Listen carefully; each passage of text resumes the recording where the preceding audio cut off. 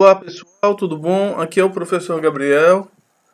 Espero que vocês tenham corrigido os exercícios e lido o capítulo 1. Agora iremos ver o capítulo 2, a industrialização e urbanização na Primeira República. A Primeira República vai de 1889 a 1930 e aquele assunto que nós estávamos vendo na aula anterior. Destarte, o que acontece? Durante o final do Império e durante a República Velha, o Brasil vai passar por um processo de industrialização, principalmente indústrias de pequeno porte. Em 1920, nós tínhamos uma população de mais de 200 mil operários, principalmente na cidade de São Paulo e do Rio de Janeiro. Ocorreu também um grande afluxo de imigrantes estrangeiros, italianos, alemães, suíços, que vieram para o Brasil trabalhar nas fazendas de café, principalmente no Oeste Paulista, e se estabeleceram. Com eles, não trouxeram apenas a presença deles, mas também ideias anarquistas e socialistas de expropriação dos meios de produção, trazendo alguns problemas e manifestações durante a República Velha. O Brasil também, durante esse período, vai passar pela crise do preço do café. No início da década de 20, o café, que é o principal produto de exportação do Brasil desde o Segundo Reinado, ele começa a sofrer um processo de queda do preço, em virtude da superprodução.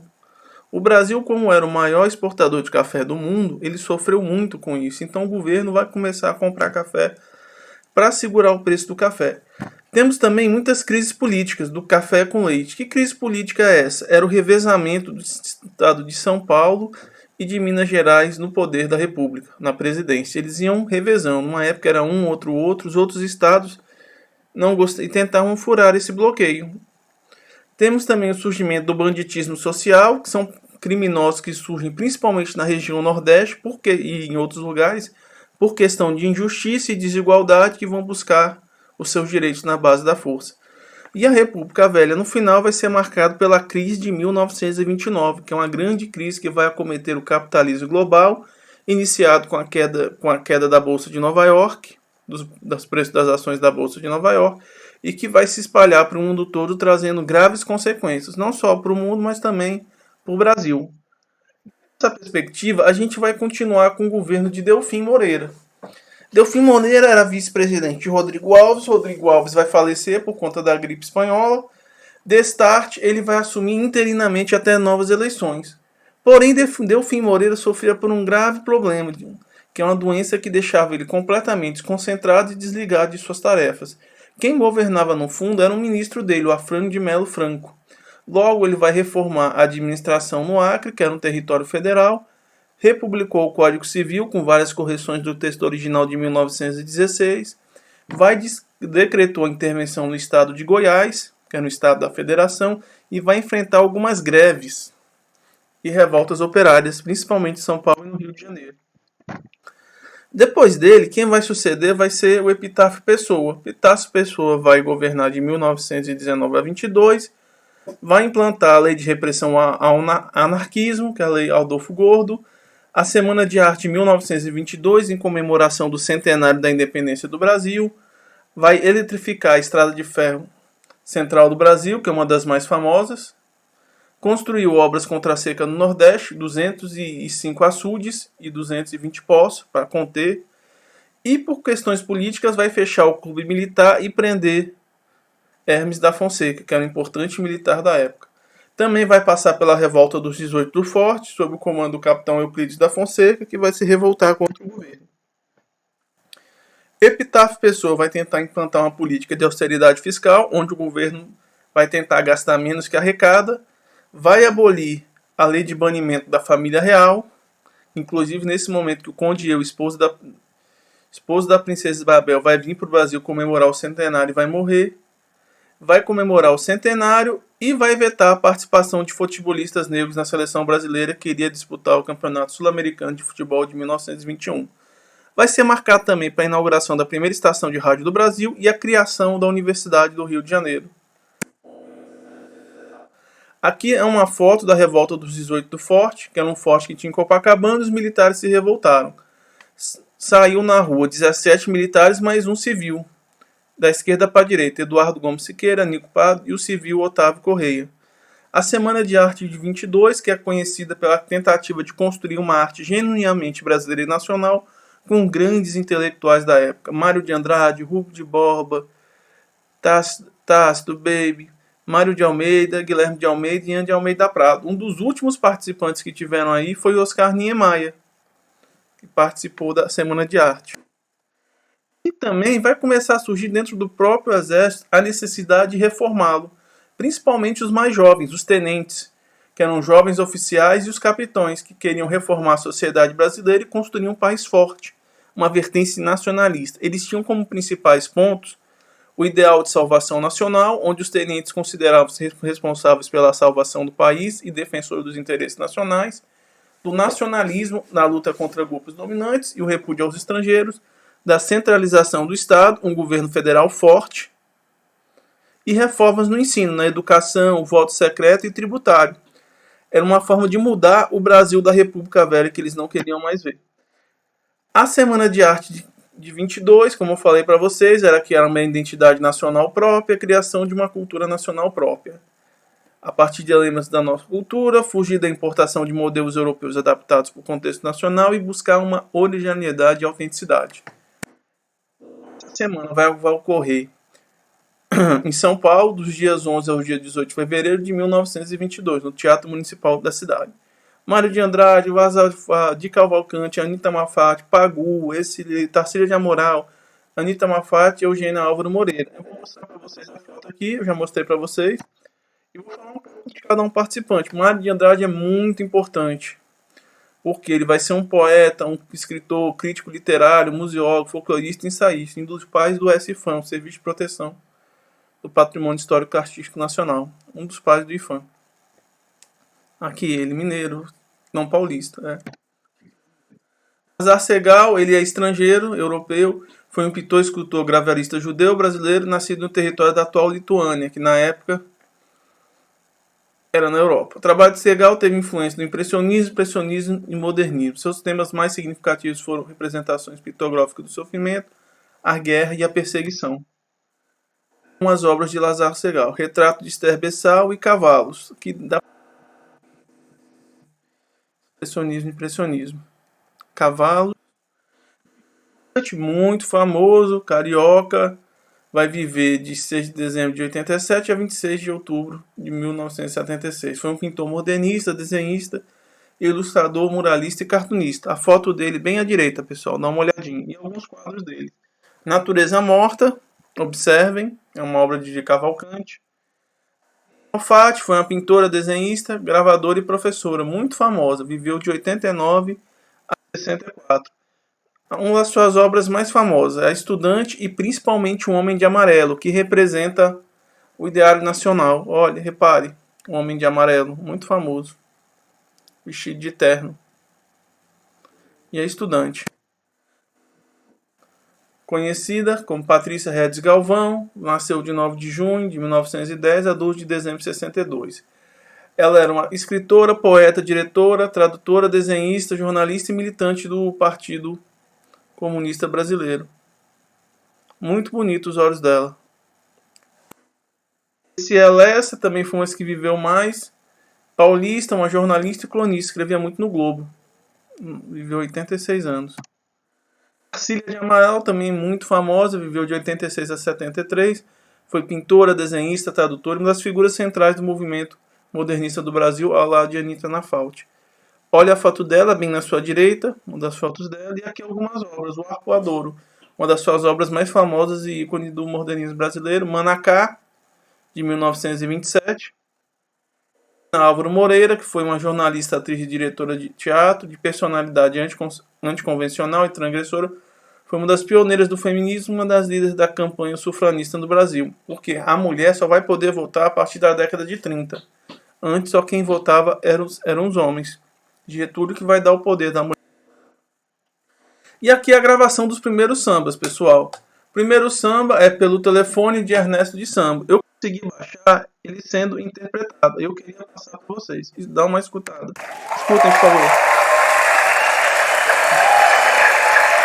Eu estou escutando aqui junto com vocês. Ó, quem vai cantar é Bete Carvalho, mas não é sambista.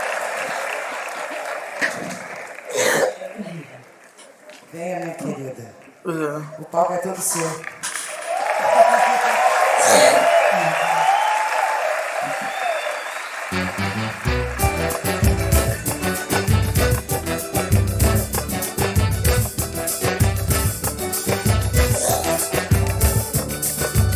O chefe da polícia pelo telefone mandou me avisar que na Carioca tinha uma boleta para se jogar.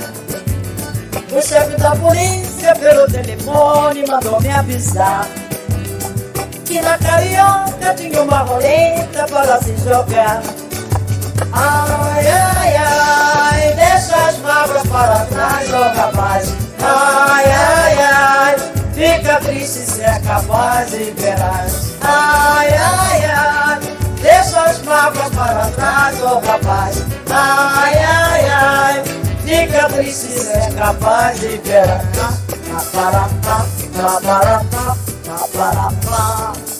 Tomara que você apanhe, pra nunca mais fazer isso. Tomara a mulher dos outros e depois fazer beicinho. Olha a bolinha se embaraçou, caiu no laço do nosso amor. Porque esse samba é de arrepiar, não tem nas palmas, mas pra gozar.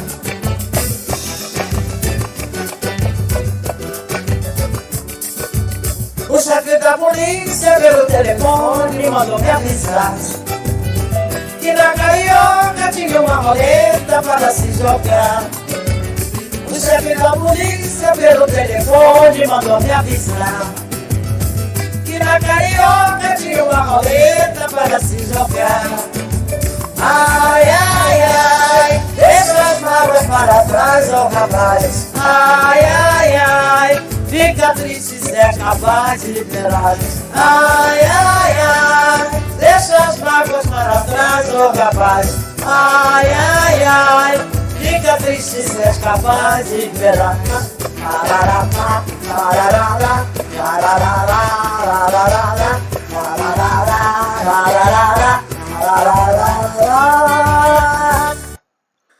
Pessoal, gostaram? Esse foi o primeiro samba gravado em 1917. Aqui é Bete Carvalho e uma outra cantora. Também no Rio de Janeiro, no final do século XIX e início do século XX, vai ter o surgimento das marchinhas de carnaval, blocos de carnaval, e uma das grandes escritoras vai ser Francisca de Virginete Gonzaga, ou conhecida como Chiquinha Gonzaga. Foi uma compositora, instrumentalista e maestrista brasileira. Ela é muito conhecida por aquela marchinha, Abre alas que eu quero passar. Essa energia geralmente ela fazia da cultura europeia, africana e indígena. Chiquinha, grande pianista. A rádio no Brasil, inicialmente, no início do século XX, só quem usava eram os militares. A primeira transmissão civil vai ser realizada em 6 de abril de 1919, a partir de um estúdio improvisado em Ponte de Uchoa, no Recife, pela PRA, Rádio Clube Pernambucano, tendo à frente o radiotelegrafista Antônio Joaquim Pereira. No Brasil, em 7 de setembro de 1922, no contexto da independência, o presidente Epitácio Pessoa também vai fazer a abertura da exposição centenária da independência do Brasil, onde os restos da família real vão ser repatriados para o Brasil e vai ter a presença dos reis da Inglaterra, Alberto I e Isabel. Vamos observar. A posteriori, teremos o governo de Arthur Bernardes. Arthur Bernardes foi muito problemático, porque houve estado de sítio constante, permanente, várias revoltas.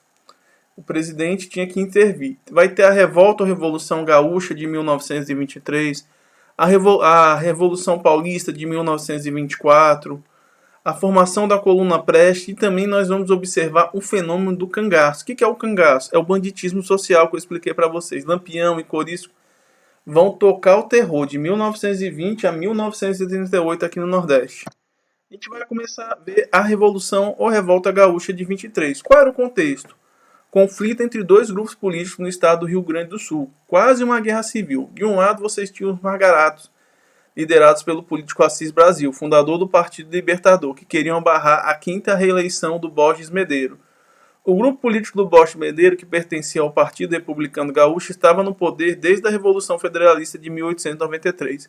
Resultado, o governo federal, com medo de estourar uma guerra civil, enviou o general Setembrini de Carvalho, ministro da Guerra, e depois de meses de luta foi feito um acordo, chamado Pacto das Pedras Altas, em 1923.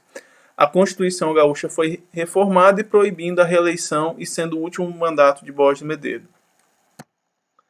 Aqui a foto de Borges Medeiros, foi um político no Império e da República Velha, e a assinatura desse Pacto de Pedras Altas. Assis Brasil é o primeiro à direita, que era o principal líder contra ele, e ele estava lá no fundo à esquerda, o Borges Medeiros.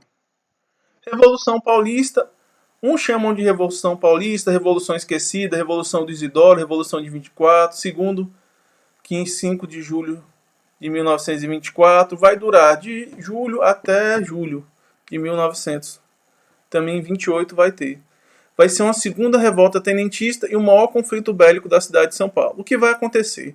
A revolta vai ser motivada pelo descontentamento dos militares com a crise econômica e a concentração de poder na mão dos políticos de São Paulo e Minas Gerais.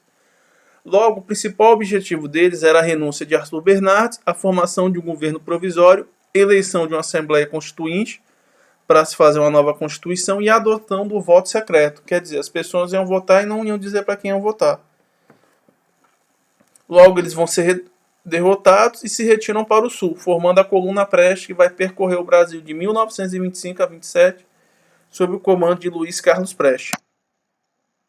Aqui a Revolução Paulista de 24, reparem, eles no quartel. E aqui a Coluna Prestes, ela é muito interessante, ela surge desse movimento, você repare, ela praticamente percorreu o centro-oeste e o nordeste do Brasil, e o sudeste, algumas partes do sudeste e o sul. Eles vão terminar se dividindo, parte vai para a Bolívia e parte vai para o Paraguai. Luiz Carlos Prestes é um importante personagem. Aqui está a foto do grupo, eles estiveram até em Teresina, dá uma olhada. E depois, observem, vou passar. E o banditismo social na figura do cangaço, que vai pendurar de 1890 a 1940. Que o cangaço ele só acaba quando ele deixa de entrar, começa a entrar nas páginas policiais. O que era um cangaço? Lampião, Corisco, entre outros. Eram bandos armados que percorriam o interior nordestino sobrevivendo de delitos. Principais bandidos eram Lampião e Corisco. A causa dele era a miséria crônica da população nordestina, seca, má distribuição de renda, descaso do Estado e coronéis para com os mais pobres. E violência. Muitos deles não entravam no crime porque eles queriam. O que acontecia? Eles sofriam uma grande injustiça, como foi o caso de Lampião, e eles resolviam se vingar. Como naquela época a justiça não era muito eficiente, eles resolviam na bala mesmo. Logo, eles vão ser perseguidos pela polícia, pelo exército. Então, eles são muito conhecidos como Robin Hood, porque eles tiram dos ricos para dar para justamente, os pobres. E os cangaceiros vão ser perseguidos pela polícia volante e exterminados, um a um. Eram os únicos que despertavam medo nos coronéis, justamente por não terem perspectiva de melhorar sua condição, portanto, não precisavam temer o desrespeito das leis vigentes. Então, eles invadiam as fazendas, roubavam, matavam. Quer ver um filme bacana que fala sobre isso? Um livro um filme chamado Alto da Compadecida, que é um livro do Ariano Suassuna, que fala desse fenômeno do cangaço, mas de uma maneira bem literal. É muito interessante. Quem quiser ler, é uma aventura. E aqui quando o Lampião foi pego. O Lampião foi pego lá em Angicos, em Sergipe, em 1938. O que eles fizeram? Eles decapitaram a cabeça dos membros de Lampião e fizeram um altar de Lampião, com as várias coisas de Lampião, as fotos e as cabeças de todo mundo, inclusive ali Maria Bonita, que eu acho que não era bem ali em cima. E Lampião, os colegas dele, tudo. Washington Luiz. O Washington Luiz marca o último governo da República Velha. Ele vai suspender o estado de sítio, vai tentar equilibrar as finanças, vai combater a inflação, que é o aumento generalizado do preço, vai criar algo chamado Caixa de Estabilização, com a missão de emitir papel moeda lastreada a ouro que o país possuísse, vai fazer a lei acelerada em 1929 para controlar a imprensa, constrói muitas estradas, mas porém ele vai passar pela crise de 29. Vai ter uma queda do preço do café e uma super safra generalizada de 26 milhões de sacas de café. Então o preço do café vai despencar, nem o governo comprando ele vai conseguir manter esse preço. Logo você vai ter uma insatisfação das elites frente ao poder econômico e a insatisfação dos militares e profissionais liberais. Isso vai conduzir num grande sentimento de revolta. Mesmo Washington Luiz tendo as eleições, ele vai conseguir eleger o sucessor dele, que era Júlio Prestes, um paulista, quanto o gaúcho Getúlio Vargas, que inclusive foi ministro das Finanças de Washington Luiz. O que vai acontecer? O vice de Getúlio Vargas vai se envolver numa polêmica com um advogado lá no Nordeste. E aí esse cara vai assassinar o vice de Getúlio Vargas, que era João Pessoa. A partir disso, o deputado mineiro Antônio Carlos vai se acender um fogo, uma revolta no Brasil. E ele vai soltar a famosa frase: façamos uma revolução antes que o povo a faça. Ou seja, isso vai gerar uma revolta tão grande e Getúlio Vargas vai saber capitanear isso, que vai destronar, tirar do poder o Washington Luiz e instaurar um governo provisório. Aqui é quando o Washington Luiz é cercado, ele sai do Palácio da Guanabara, que é a capital do Brasil não era em Brasília, era lá no estado da Guanabara, que hoje faz parte do Rio de Janeiro, e ele é preso pelas tropas.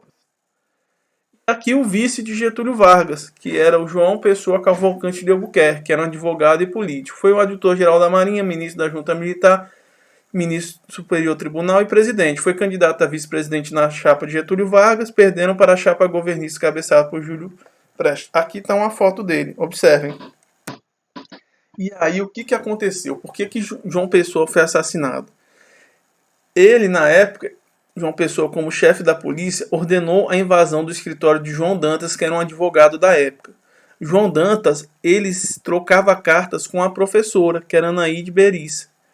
E o João Pessoa, para prejudicar o João Dantas, ele começa a publicar essas cartas íntimas dele em julho de 1930, nos jornais. João Dantas, não satisfeito, o que ele vai fazer? Ele vai lavar a honra. Ele vai lá, assassina o João Pessoa com tiros e, a posteriori, eles vão assassinar ele na cadeia.